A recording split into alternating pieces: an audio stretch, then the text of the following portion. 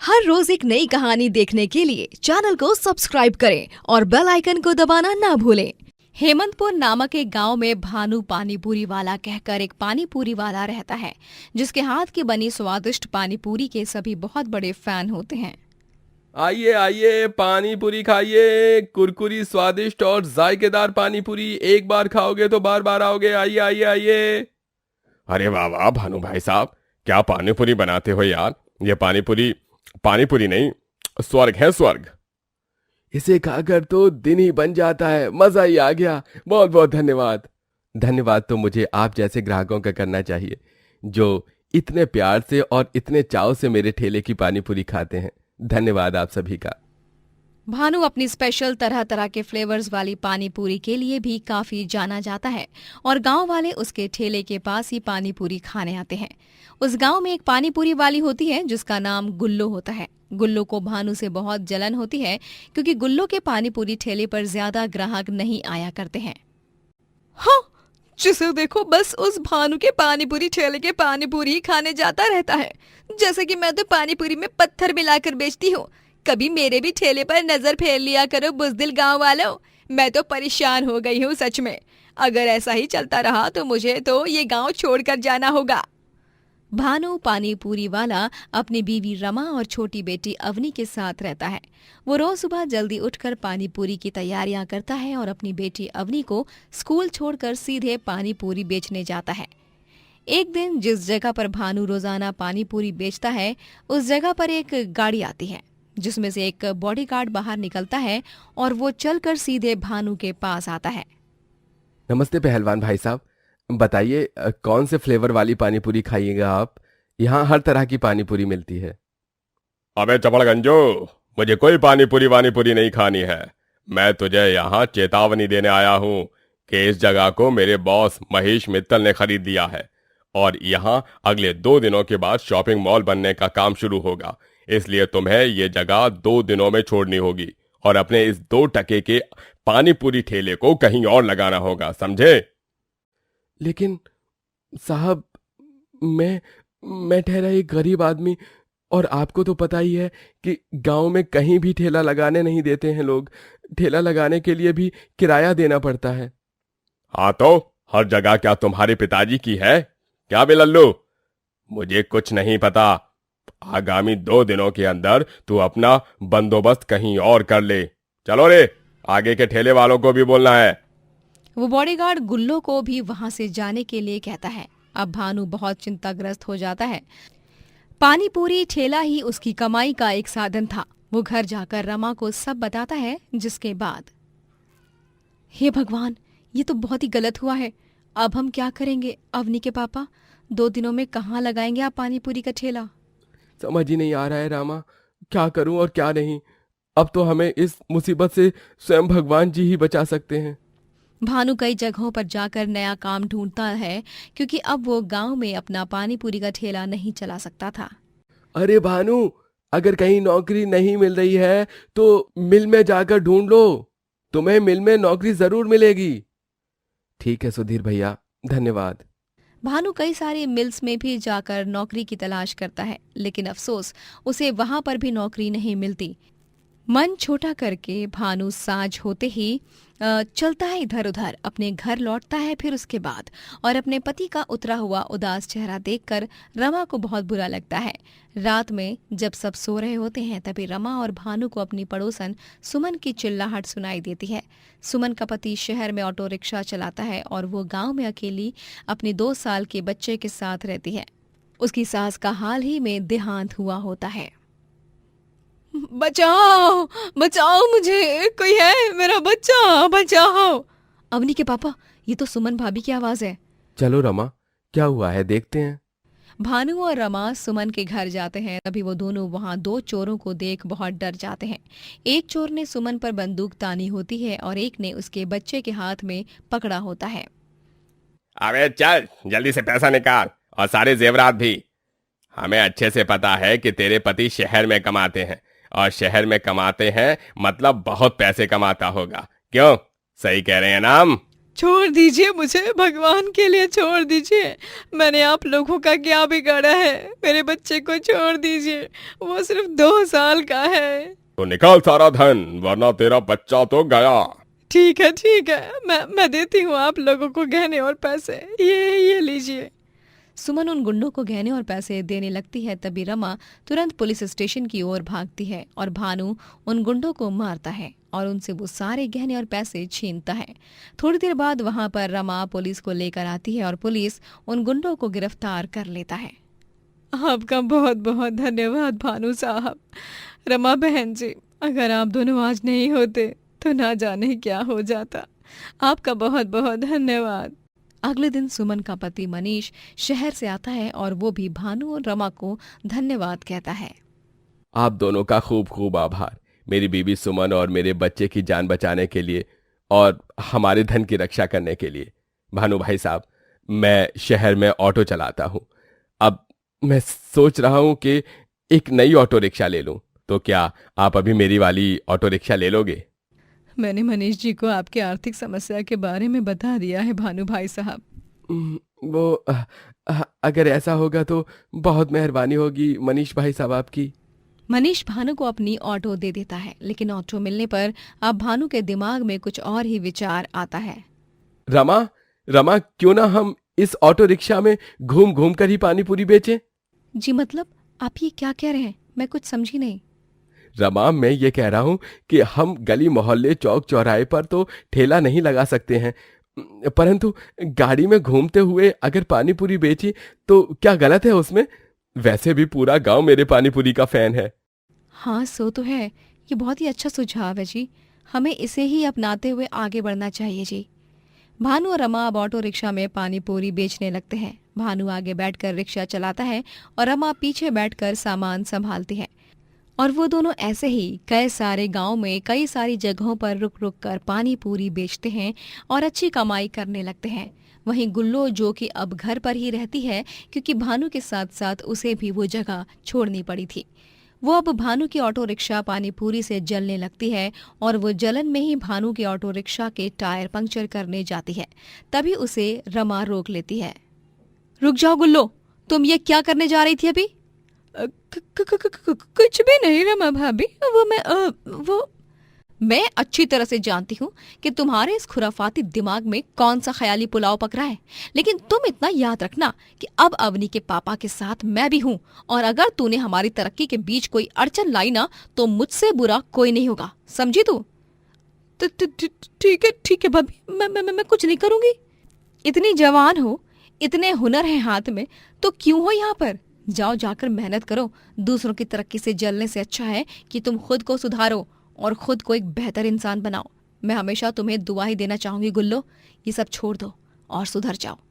गुल्लो को रमा की बातें सुनकर बहुत शर्मिंदगी महसूस होती है और वो उस गांव को छोड़कर शहर में जाती है और वहां पर पानी पूरी बेचती है। वहीं गांव में भानु का ऑटो रिक्शा पानी पूरी हर जगह फेमस हो जाता है और वो खूब सफलता प्राप्त करता है।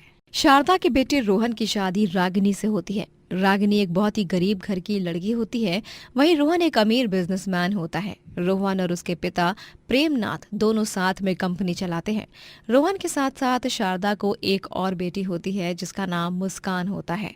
मुस्कान की शादी हुई होती है और वो अपने ससुराल में रहती है। रागिनी रोहन के ऑफिस में काम करने वाली लड़की होती है जिसे उससे प्यार हो जाता है और वो उससे शादी कर लेता है। रागिनी बहू, ये लो, ये खानदानी गहने हैं और ये शगुन के लिफाफे। इतने सारे गहने? हाँ रागिनी बहू, ये सब तुम्हारे लिए हैं। रोहन का प्यार तुम हो, रोहन की खुशी तुम हो, इसीलिए हम अपनी बहू के श्रृंगार में कोई कमी नहीं छोड़ेंगे। आखिरकार तुम मित्तल खानदान की बहू जो हो। आपका बहुत बहुत धन्यवाद माँ जी, इन गहनों के लिए और मुझे इतना प्यार देने के लिए। पापा जी, रोहन, धन्यवाद मुझ गरीब को झोपड़ी से महल में लाने के लिए। रागिनी, तुम गरीब नहीं हो, तुम दिल की कितनी अमीर हो ये मैं और हम सब जानते हैं। ये घर तुम्हारा ससुराल नहीं, ये तुम्हारा अपना घर है रागिनी। तुम इस घर की बहू नहीं, बेटी हो रागिनी। धन्यवाद पापा जी। रागिनी और रोहन की रिसेप्शन पार्टी में भी रागिनी बहुत महंगा ड्रेस पहनती है और महंगे महंगे गहने पहनती है। रागिनी की दुनिया पूरी तरह बदल चुकी थी। अब वो गरीब से अमीर बन चुकी थी, लेकिन धीरे धीरे शारदा की गरीब बहू रागिनी की मासूमियत लालच में बदलने लगती है। हर चीज राजसी अंदाज में देखकर रागिनी के मन में बहुत सारा लालच आ जाता है। धीरे धीरे इस पूरे महल की मालकिन मैं होंगी। मेरा बस एक ही मकसद है, मित्तल्स के साथ रहकर उन्हें चकमा देकर उनके पैसे लूटना, और यूं ही पैसे लूट लूट कर मैं अमीर बनूंगी और इस महल को इन लोगों से हड़प लूंगी।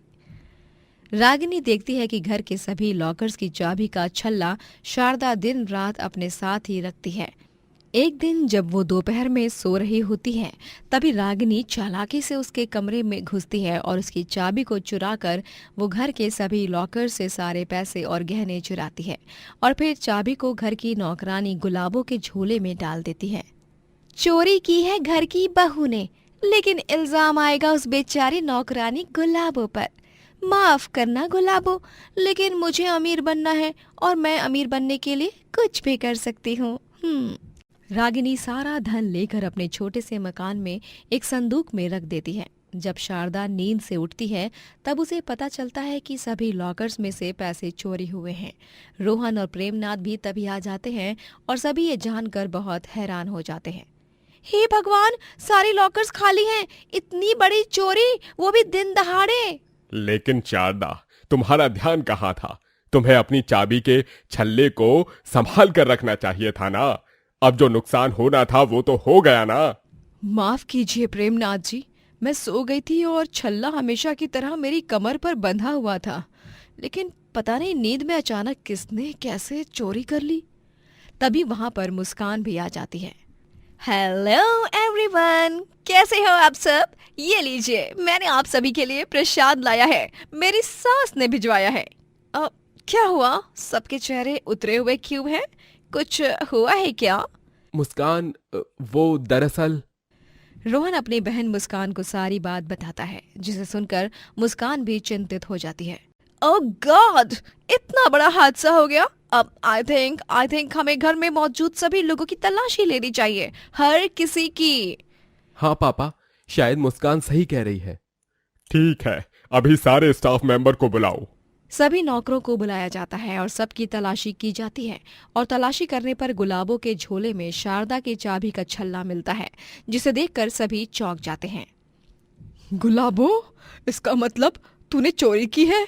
तूने ऐसा क्यों किया है लेकिन गुलाबो? नहीं बड़ी मालकिन, मैंने चोरी नहीं की है, मेरा यकीन कीजिए, माता रानी की कसम, मैंने चोरी नहीं की है। तुम्हें शर्म नहीं आती? झूठ बोलने के लिए भगवान का सहारा ले रही हो।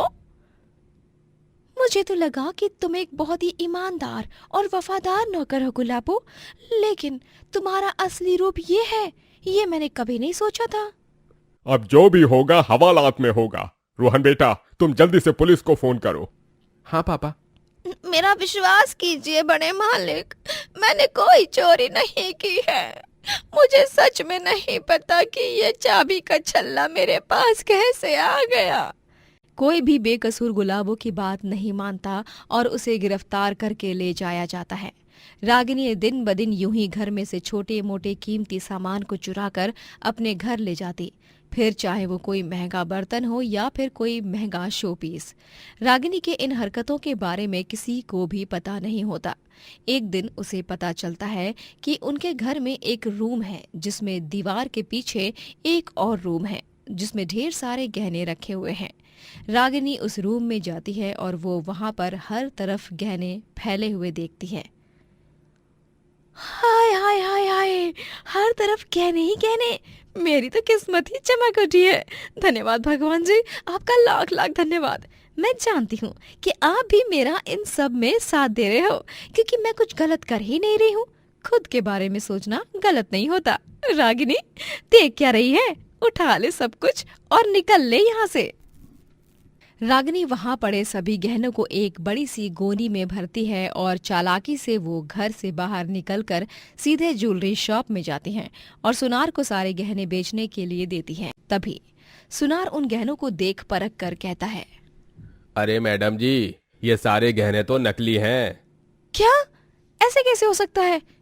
मैंने तो अपनी आंखों से इन सभी गहनों को देखा था उस खुफिया कमरे में, लेकिन उसके बावजूद भी। देखिए, आप ही देखिए, साफ साफ समझ आ रहा है कि ये सारे के सारे गहने आर्टिफिशियल हैं, नकली हैं। इसका मतलब किसी ने गहनों की अदला बदली की है। मैंने की है। रागिनी पीछे मुड़कर देखती है तो वहां पर मुस्कान खड़ी होती है। तुम्हें क्या लगा रागिनी, मैं अपने ससुराल में रहती हूँ तो इसका मतलब ये थोड़ी है कि मैं अपने मायके में घट रही घटनाओं पर ध्यान नहीं देती। जब तुम सारे गहने चुरा कर जा रही थी ना, तभी मुझे घर के नौकर टिंगू ने फोन किया और उसने बताया कि तुम सीक्रेट रूम से बाहर निकली हो। घर पर कोई नहीं था और सबका फोन आउट ऑफ रीच आ रहा था, इसीलिए टिंगू ने मुझे ही फोन किया। तब मैंने तुरंत तुम्हारी गोनी को नकली गोनी से बदलने के लिए कह दिया था और तुम गाड़ी में बैठी उससे पहले ही गाड़ी में नकली गहनों की गोनी बैठ चुकी थी। तुम एक गरीब नहीं बल्कि लालची औरत हो। चलो, तुम्हारी सच्चाई अब मैं सबके सामने लाऊंगी। नहीं नहीं मुस्कान दीदी, मुस्कान दी ऐसा मत करो, मुझे माफ कर दो मुस्कान दी, मैं ये सब छोड़ दूंगी और अच्छे से रहूंगी। लेकिन मुस्कान रागिनी की बात नहीं सुनती और वो उसे घर ले जाकर सबको उसकी काली करतूतों के बारे में बताती है, जिसके बाद शारदा उसे एक जोरदार थप्पड़ मारती है। बेशरम औरत, तुझे शर्म नहीं आई ये सब करते हुए? तेरी वजह से वो गरीब गुलाबो जेल में सजा काट रही है। तुमने जो भी किया बहुत बहुत बहुत गलत किया है रागिनी। आज तुमने मेरा भरोसा, मेरा प्यार, सब कुछ खो दिया। आई हेट यू रागिनी, मैं तुमसे नफरत करता हूँ। रागिनी ने लालच में आकर सब कुछ खो दिया था। उसे पुलिस गिरफ्तार करके ले जाती है और बेगुनाह गुलाबों को फिर से रिहा कर दिया जाता है। गोपाल नगर में रहने वाला संतोष एक गरीब ढाबे वाला होता है। उसका गांव में एक छोटा सा ढाबा होता है। गांव में ज्यादा ढाबे नहीं होते और इसीलिए सबसे ज्यादा लोग संतोष के ढाबे पर आकर ही खाना खाया करते, क्योंकि उसके खाने का स्वाद बाकी ढाबे वालों के मुकाबले बहुत बढ़िया होता है। उसकी बीवी वसुधा उसका ढाबे पर हाथ बटाया करती। संतोष दिल से खाना बनाया करता और उसके मन में रत्ती भर का भी लालच नहीं होता। अरे अरे, बस भी कीजिए, खीर में और कितना दूध डालेंगे? और ये क्या, आपने इस सब्जी के पीछे कितना सारा तेल और नमक इस्तेमाल कर लिया। हमें सोच समझ कर सामग्री इस्तेमाल करनी होगी ना संतोष जी। अरे वसुधा, मेरे दादाजी ने मुझे हमेशा से एक ही बात सिखाई है कि बेटा, खाना ऐसे बनाओ कि 4 लोग पेट भरकर खाना खाएं और खाना उनके पेट में ही नहीं बल्कि उनके मन को भी छू जाए। इसलिए मैं हर ग्राहक को अपने रिश्तेदार की तरह ही मानता हूँ और उन्हें स्वादिष्ट और बढ़िया खाना खिलाकर उनकी दुआएं लेता हूँ। जी, ये बात तो आपने सही कही। पैसों से बढ़कर लोगों की दुआएं होती हैं। पैसा क्या है, आज है तो कल नहीं, लेकिन दुआएं हमारे साथ ताउम्र रहती हैं। संतोष और वसुधा अपने ढाबे पर आए हर एक ग्राहक संग घर के मेहमान की तरह ही पेश आते हैं और संतोष का बनाया खाना वाकई में सभी ग्राहकों के दिल को छू जाता है।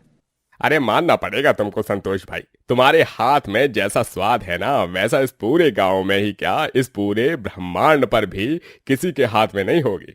मैं तो धन्य हो गया तुम्हारे हाथ का खाना खाकर। और तो और ये ढाबा भाई, यहाँ कितनी सफाई की गई है, वरना गांव में जहां भी देखो गंदगी फैली हुई है। स्वाद से लेकर सेहत तक तुम दोनों पति पत्नी अपने ग्राहकों का सच में बहुत मान रखते हो। धन्यवाद भाई साहब। एक दिन रोज की तरह संतोष और वसुधा दोनों ढाबे पर खाना बनाकर बेच रहे होते हैं कि तभी वहां पर सरपंच बलदेव सिंह की गाड़ी आ जाती है और सभी चौंक जाते हैं। अरे अरे देखो तो, सरपंच साहब की गाड़ी आ गई, सरपंच साहब आए हैं। अब भाई संतोष, तुम्हारा ढाबा तो इतना फेमस हो गया है कि अब तुम्हारे ढाबे के खाने का स्वाद चखने खुद सरपंच साहब भी आए हैं, देखो। संतोष और वसुधा सरपंच बलदेव सिंह को देखकर बहुत खुश होते हैं, लेकिन बलदेव के चेहरे पर गुस्सा होता है। वसुधा, वसुधा देखो, आज मेरे ढाबे पर स्वयं गांव के सरपंच साहब आए हैं। आइए आइए सरपंच साहब, ये ढाबा आपका ही है। उसकी कोई जरूरत नहीं है, मैं तुझे यहाँ कुछ बताने आया हूँ। वो क्या है कि जिस जगह तेरा ढाबा है वो जगह मेरी बीवी को बहुत पसंद है। यहाँ से पहाड़ों का और दूर दूर तक का नजारा बहुत ही सुंदर लगता है, इसलिए मैं अपना बंगला यहाँ बनवाना चाहता हूँ, जिसके लिए तुम्हें अपने ये ढाबे को खाली करना होगा। क्या ये आप क्या कह रहे हैं सरपंच साहब? इस ढाबे को मैंने पाई पाई जोड़कर बनाया है। ये ढाबा तो मेरा खुद का है, मेरे और मेरी बीवी का नाम का है। सरपंच साहब, ऐसा मत कीजिए। मैं और मेरे पति हम दोनों ढाबे के जरिए ही अपना और अपने बूढ़े माता पिता का पेट पालते हैं। वो सब मुझे नहीं पता। मैंने कह दिया सो कह दिया। कल सुबह सूर्योदय होने से पहले यहाँ की जमीन खाली हो चुकी होगी, क्योंकि तुम्हारा ढाबा मेरे आदमी आकर आज रात को ही तोड़ देंगे। अपना इंतजाम कहीं और कर लो, लेकिन मैं तो यहीं पर ढाबा बनाऊंगा। लेकिन मैं तो यहीं पर बंगला बनाऊंगा। लेकिन सरपंच साहब, ऐसा मत कीजिए। मैं कहाँ खोलूंगा अपना नया ढाबा? आप ये बहुत गलत कर रहे हैं। मैं कानून से लड़ जाऊंगा, लेकिन अपने हक की जमीन, अपने हक के ढाबे को अपने हाथ से जाने नहीं दूंगा। चाहे आपको जो बिगाड़ना है बिगाड़ लीजिए। हाँ सरपंच साहब। वसुधा और संतोष की ये बातें सुनकर बलदेव सिंह बहुत क्रोधित हो जाता है। तेरी ये जुर्रत, तूने मुझे बदतमीजी की। अभी तो तू मुझे इस गांव में तो क्या, आसपास के किसी भी गांव में ढाबा खोल कर दिखाना। मैं तेरे ढाबे को एक दिन में चकनाचूर कर दूंगा। बलदेव सिंह संतोष को धमकी देकर चला जाता है और संतोष बहुत घबरा जाता है। अगली सुबह तक बेचारे संतोष का ढाबा बुरी तरह तोड़ दिया जाता है।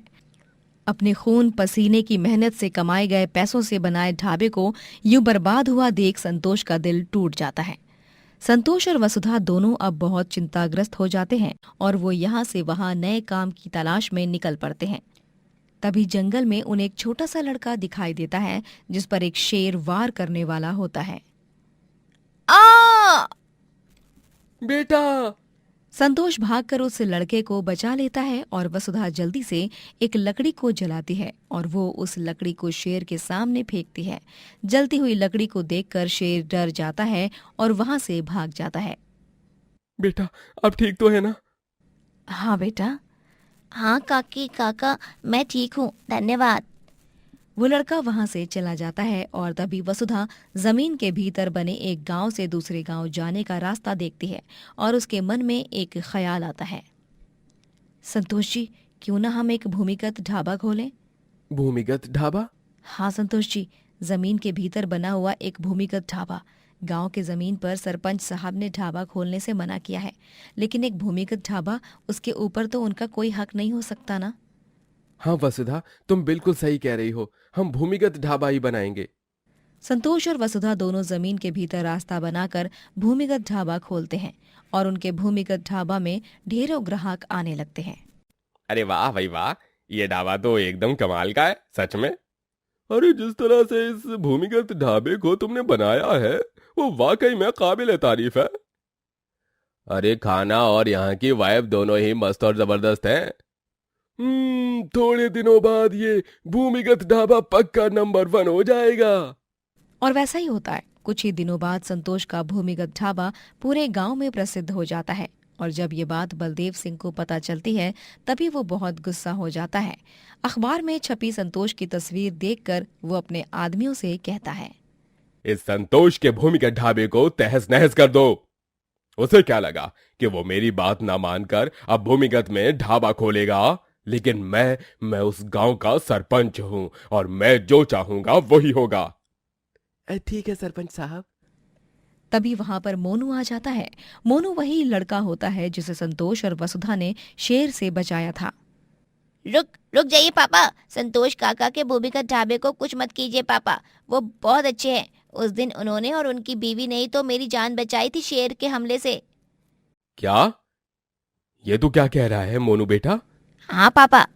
संतोष ने ही उसके बेटे की जान बचाई थी। ये जानकर सरपंच बलदेव सिंह को अपने किए पर बहुत पछतावा होता है और वो तुरंत संतोष के भूमिगत ढाबे में जाकर उससे हाथ जोड़कर माफी मांगता है।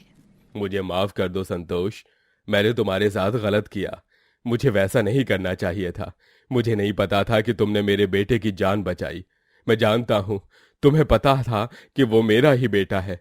गांव में हर कोई मोनू को जानता है और ये पता होने के बावजूद भी तुमने उसकी जान बचाई। धन्यवाद, तुम्हारा लाख लाख धन्यवाद। सरपंच साहब, यूं हाथ जोड़कर मुझे शर्मिंदा मत कीजिए। संतोष, ये लो, ये 1 लाख की धनराशि है। ये मेरी तरफ से तुम्हारे लिए।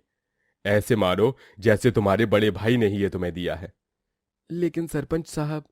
संतोष, तुम्हें ये अपनाना ही होगा। बलदेव अंत में संतोष से माफी मांगता है और संतोष बलदेव की दी गई धनराशि स्वीकारता है और उसका भूमिगत ढाबा पूरे गांव में ही नहीं बल्कि पूरे देश में मशहूर हो जाता है। ये कहानी है दामिनी और उसकी बहू मानसी की। मानसी एक गरीब घराने से आई हुई बहू होती है जिसने अपने साथ कुछ दहेज नहीं लाया होगा और यही वो वजह होती है जिस कारण दामिनी मानसी से नफरत करती है और उसके साथ जानवरों की तरह सलूक करती है। माँ जी, वो मैंने आपकी अलमारी की साफ सफाई कर दी है। आपकी अलमारी में अब चूहे नहीं घुसेंगे और ना ही आपके कपड़ों को कुतर पाएंगे। वाह, क्या तीर मार दिया तूने मेरी अलमारी साफ करके, हैं? अरे तुझे तो बस मेरी अलमारी खोलकर उसमें हाथ मारने का इंतजार है ना? मैं सब जानती हूँ। तो जैसे 2 टके के गरीब लोगों को अमीरों के घर आकर यही लालच होता है कि कब मौका मिलते ही हम कुछ चुरा कर भाग जाएं। ये आप कैसी बातें कर रही हैं माँ जी? मैं ऐसा कुछ भी नहीं कर सकती। बल्कि मैं तो रोज भगवान से यही प्रार्थना करती हूँ कि हमारे घर में लक्ष्मी जी की कृपा बनी रहे। अरे बस बस, ज्यादा सच्चाई और अच्छाई की मूरत बनने की कोई जरूरत नहीं है। मैं अच्छी तरह जानती हूँ तू किस खेत की मूली है। तू मेरे घर में से कुछ चुराने के बारे में सोचना भी मत, क्योंकि मैंने हर तरफ सीसीटीवी कैमरा लगाए हुए हैं। अगर तू पकड़ी गई तो तेरी खैर नहीं।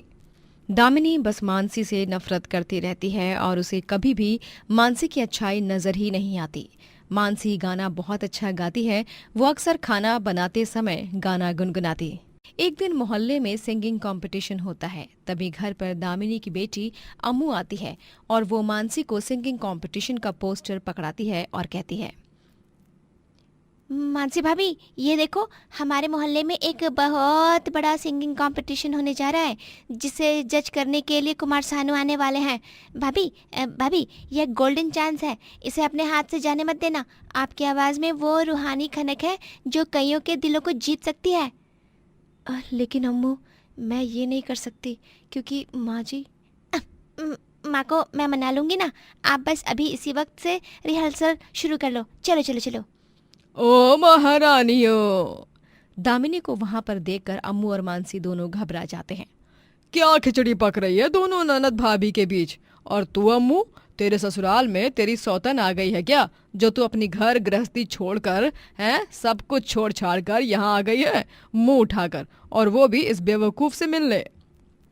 माँ, मैं हमारे घर के पास वाले बाजार में आई थी कुछ मसाले खरीदने। ठीक है। ओ मैडम जी, एक गर्मा गर्म चाय बनाकर देगी तो बहुत मेहरबानी होगी। तुझे दिख नहीं रहा कि तेरी सास थकी हुई है और तू बस मूरत की तरह खड़ी है कल मुही कहीं के? माफ कीजिएगा माँ जी, मैं लाती हूँ अभी चाय बनाकर। मानसी दामिनी को चाय बनाकर देती है। रात में वो सबके सो जाने के बाद रसोई में आकर चुपके से अम्मू के दिए हुए उस पोस्टर को देखती है। ये मौका तो सच में लाखों में एक है और इस कंपटीशन को जीतने वाले को 1 लाख रुपए इनाम मिलेगा। जीत या हार तो ऊपर वाले के हाथ में है। मैं तो बस अपना बेस्ट दूंगी।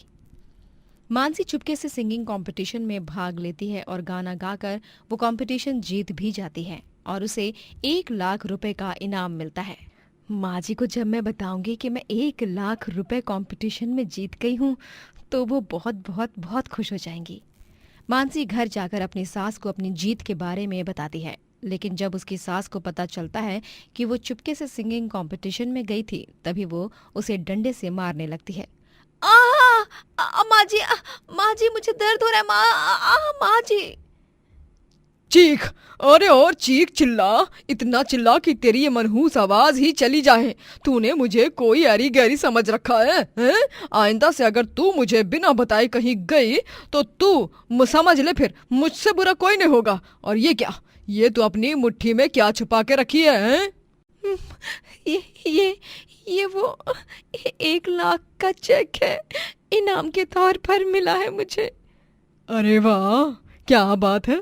चल, ये पैसे मुझे दे दे और तू जा घर के काम में लग जा। और याद है ना, अगली बार घर से बाहर निकलने से पहले तुझे मेरी अनुमति लेनी होगी, वरना आज तो मैंने सिर्फ तेरी कुटाई की है, अगली बार तो मैं सीधा तेरी टांगे ही तोड़ दूंगी। दामिनी मानसी पर खूब अत्याचार करती है, जिससे मानसी का पति यानी दामिनी का बेटा तुषार कहता है, माँ, आपने ये क्या हाल कर दिया है मानसी का। मानसी ठीक से चल भी नहीं पा रही है, उतनी चोटें आई हैं उसे। ओ जोरू के गुलाम, अब तू अपनी बीवी का वकील मत बन। ये सास बहू के बीच की बात है और तुझे हम दोनों के बीच पढ़ने का कोई हक नहीं है। और अगर तुझे बीच में पढ़ने की इतनी ही दिलचस्पी है तो फिर मैं तेरा भी वही हाल कर दूंगी जैसे तेरी बीवी का किया है। लेकिन माँ। बस अब और कोई बात नहीं सुननी है मुझे, वरना मैं तेरी जबान खींच लूंगी तुषार। तुषार दामिनी के डर से चुप हो जाता है। एक दिन गलती से मानसी के हाथों से सब्जी में ज्यादा मिर्च पड़ जाती है, जिस कारण दामिनी के मुंह में बहुत जलन होती है। अरे मेरा मुंह, पानी। ये लीजिए माँ जी, पानी पीजिए। पानी पीने के बाद दामिनी को राहत मिलती है। अरे कुल्टा कलमुही, तुझे अकल वकल है या नहीं है? इतनी मिर्च डाल दी कि मेरा पूरा मुंह और गला जल गया। माफ कीजिएगा माँ जी, वो गलती से। अब तुझे तेरी इसी गलती की सजा भुगतनी होगी, और वो सजा ये है कि तुझे मेरे सामने 50 लाल और हरी मिर्च खानी होगी। क्या? लेकिन माँ जी। दामिनी जबरदस्ती मानसी को 50 लाल और हरी मिर्च खाने को बोलती है और बेचारी मानसी इतनी सारी मिर्च खाकर बीमार पड़ जाती है। ऐसे ही दामिनी मानसी का जीना दुश्वार करके रख देती है। एक दिन दामिनी के दरवाजे पर उसकी बेटी अम्मू आती है और तभी अम्मू के चेहरे, सर, हाथ और पैरों पर मार के निशान होते हैं। अम्मू, अरे अम्मू, तेरा ये हाल किसने किया बेटा? माँ, मेरा ये हाल मेरी सास ने किया है। उन्होंने मुझे इतना मारा कि मैं वहाँ रुक ही नहीं पाई। माँ, मेरा ससुराल एक कैद खाना है माँ, मुझे वहाँ नहीं रहना। अपनी खुद की बेटी को उस खतरनाक हालत में देखकर दामिनी के रोंगटे खड़े हो जाते हैं और एक पल के लिए वो अपनी बहू मानसी की तरफ नजर घुमाकर देखती है। जो उसने अपनी बहू के साथ किया वही उसकी अपनी बेटी के साथ भी हुआ। दामिनी को एक झटके में ही अपनी सारी गलतियों का एहसास हो चुका था। जो आपने भाभी के साथ किया वही मेरे साथ हुआ माँ। ना बेटी ना, बहू माफ कर दे मुझे बहू। दामिनी को इस हद तक धक्का लगता है कि वो रोते रोते मानसी के पैरों में पड़कर माफी मांगती है। मैंने तेरे साथ बहुत गलत किया है बहू, मुझे माफ कर दे, मुझे माफ कर दे। माँ जी, उठिए माँ जी। मानसी दामिनी को उठाती है और तभी अम्मू वहां दामिनी के सामने आकर अपने चेहरे का मेकअप उतारती है और दामिनी देखती है कि अम्मू ने ये सब नाटक किया है। हाँ माँ, ये सब सिर्फ एक नाटक था ताकि आपको भाभी की दिल का हाल, उनकी चोट, उनके घाव दिख पाए। माफ कर दे अम्मू, तूने आज ये नाटक करके मुझे एक पल के लिए असलियत से रूबरू करवा दिया। मैं वादा करती हूँ कि मैं आज के बाद अपनी बहू को भी अपनी बेटी की तरह रखूंगी और इसके साथ ना कुछ गलत करूंगी ना कुछ गलत होने दूंगी। मानसी, अपने संगीत को छोड़ना मत कभी, क्योंकि अभी तेरे साथ तेरी सास का भी साथ है। इस तरह सास को अंत में अपनी बहू का दर्द समझ आ ही जाता है और उस दिन के बाद से वो अपनी बहू संग बेटी की तरह पेश आती है और दोनों सास बहू खुशी से साथ रहने लगते हैं। दोस्तों, अगर आपको ये कहानी पसंद आई तो लाइक करें, शेयर करें और कमेंट करके बताएं कि कहानी में आपको सबसे अच्छा क्या लगा।